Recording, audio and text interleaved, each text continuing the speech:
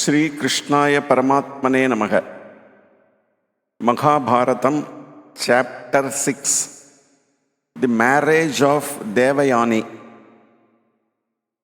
One warm afternoon, pleasantly tired with sporting in the woods, Devayaani and the daughters of Vishaparva, king of the Asuras, went to bathe in the cool waters of a sylvan pool, depositing their garlands on the bank before they entered the waters. A strong breeze blew their clothes together into a huddled heap, and when they came to take them up again, some mistakes naturally occurred. It so happened that Princess Sarmishta, the daughter of the king, clad herself in Devayaani's clothes. The latter was vexed and exclaimed half in jest at the impropriety of the daughter of a disciple wearing the clothes of the master's daughter. These words were spoken half in jest, but the Princess Sarmishta became very angry and said arrogantly, "Do you not know that your father humbly bows in reverence to my royal father every day? Are you not the daughter of a beggar who lives on my father's bounty? You forget I am of the royal race which proudly gives, while you come of a race which begs and receives, and you dare to speak thus to me?" Sarmishta went on, getting angrier and angrier as she spoke ill, working herself up into a fit of anger. She finally slapped Devayaani on the cheek and pushed her into a dry well. The Asura maidens thought that Devayaani had lost her life and returned to the palace. Devayaani had not been killed by the fall into the well, but was in a sad plight because she could not climb up the steep sides. Emperor Yayati of Bharata race, who was hunting in forest, by a happy chance came to this spot in search of water to slake his thirst. When he glanced into the well, he saw something bright, and looking closer, he was surprised to find a beautiful maiden lying in the well. He asked, "Who are you, O beautiful maiden with bright earrings and ruddy nails? Who is your father? What is your ancestry? How did you fall into the well?" She replied, "I am the daughter of Shukracharya. He does not know that I have fallen into the well. Lift me up." And she held forth her hands. Yayati seized her hand and helped her out of the well. Devayaani did not wish to return to the capital of the king of the Asuras.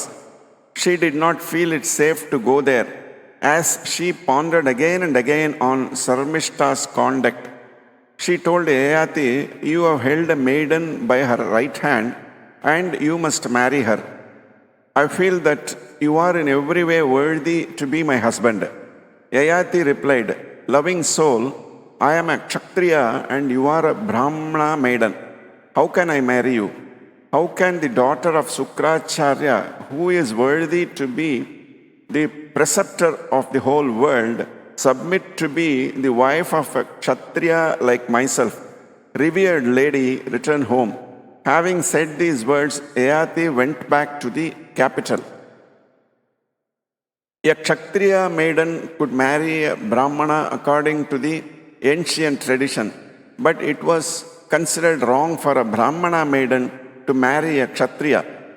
The important thing was to keep the racial status of women unlowered. Hence, Anuloma, or the practice of marrying men of higher castes, were legitimate, and the reverse practice known as Pratiloma, that is, marrying men of a lower caste, was prohibited by the Shastras. Devayaani had no mind to return home. She remained sunk in sorrow in the shade of a tree in forest. Shukracharya loved Devayani more than his life. After waiting long in vain for the return of his daughter, who had gone to play with her companions, he sent a woman in search of her. The messenger, after a weary search, came on her near the tree where she was sitting in dejection, her eyes red with anger and grief. And she asked her what had happened. Devayani said, "Friend, go at once and tell my father that I will not set my foot in the capital of Vrishaparva." And she sent her back to Sukracharya. Extremely grieved at the sad plight of his daughter, Sukracharya hurried to her. Caressing her, he said, "It is by their own actions, good or bad, that men are happy or miserable. The virtues or vices of others will not affect us in the least." With these words of wisdom, he tried to console her. She replied in sorrow and anger, "Father, leave alone my merits and faults, which are all my own concern. But tell me this, was Sarmishta, the daughter of Vrishaparva, right when she told me you were but a minstrel singing the praises of kings? She called me the daughter of a mendicant living on the doles won by the flattery. Not content with this arrogant contumely, she slapped me and threw me into a pit which was nearby. I cannot stay in any place within her father's territory." And Devayani began to weep. Sukracharya drew himself up proudly.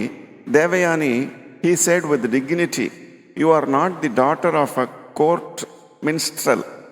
Your father does not live on wages of flattery.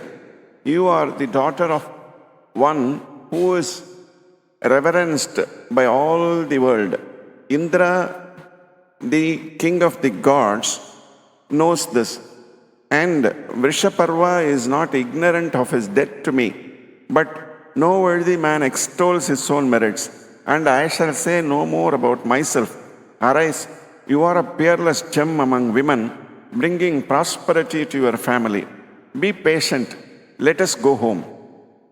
In this context, Bhagavan Vyasa advises humanity in general in the following words of counsel addressed by Sukracharya to his daughter. "He conquers the world who patiently puts up with the abuse of his neighbors.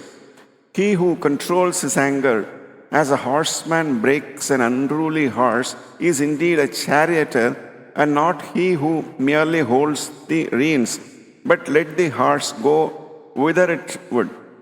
He who sheds his anger just as a snake its slough is a real hero.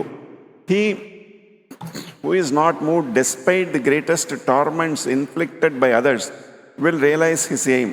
He who never gets angry is superior to the ritualist who faithfully performs for 100 years the sacrifices ordained by Scripture. Servants, friends, brothers, wife, children, virtue, and truth abandon the man who gives way to anger. The wise will not take to heart the words of boys and girls."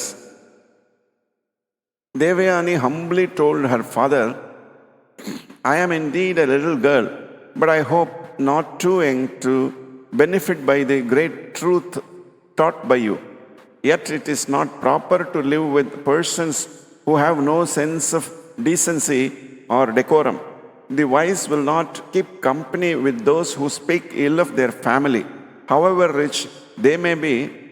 The ill-mannered are really the veritable chandalas outside the pale of caste. The virtuous should not mix with them. My mind is ablaze with the anger roused by the taunts of Vrishaparva's daughter.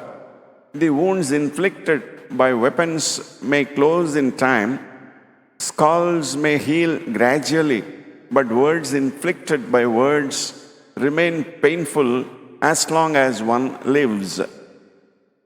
Sukracharya went to Vrishaparva and fixing his eyes on him gravely said, O king, though one's sins may not bring immediate punishment, they are sure sooner or later to destroy the very germ of prosperity. Kacha, the son of Brahaspati, was a brahmacharin who had conquered his senses and never committed any sin. He served me with fidelity and never strayed from the path of virtue. Your attendants tried to kill him. I bore it. My daughter, who holds her honor high, had to hear dishonoring words uttered by your daughter. Besides, she was pushed into a well by your daughter. She cannot anymore stay in your kingdom. Without her, I cannot live here either. So I am going out of your kingdom. At these words, the king of the Asuras was sorely troubled and said, I am ignorant of the charges laid at my door. If you abandon me, I shall enter fire and die. Sukracharya replied, I care more for the happiness of my daughter than for the fate of you and your Asuras, for she is the one thing I have and dearer to me than life itself. If you can appease her, it is well and good. Otherwise, I go. Vrishaparva and his retinue went to the tree under which Devayaani stood, and they threw themselves at her feet in supplication. Devayaani was stubborn and said, Sarmishta, who told me that I was the daughter of a beggar, should become my handmaiden and attend on me in the house into which my father gives me in marriage. Vrishaparva consented and asked his attendants to fetch her daughter Sarmishta. Sarmishta admitted her fault and bowed in submission.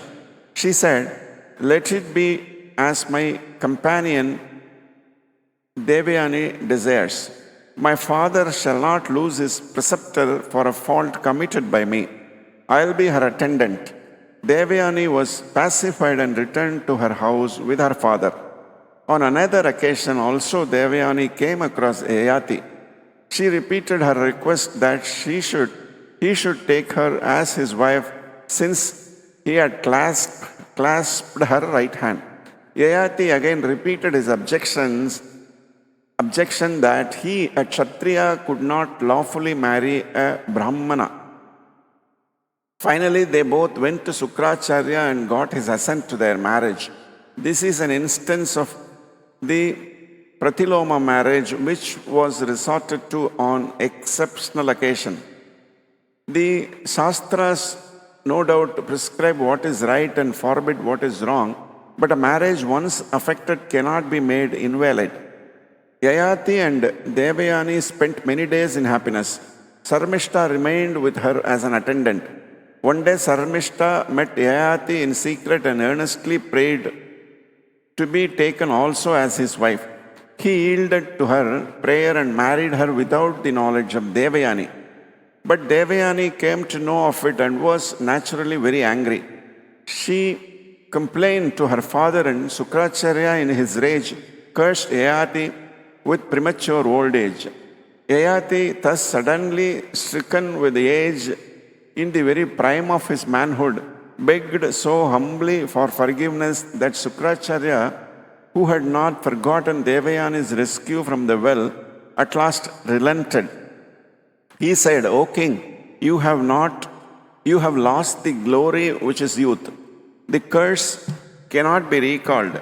But if you can persuade anyone to exchange his youth for your age, the exchange will take effect. Thus he blessed Yayati and bade him farewell. This completes the chapter. Om Namo Bhagavate Vasudevaya.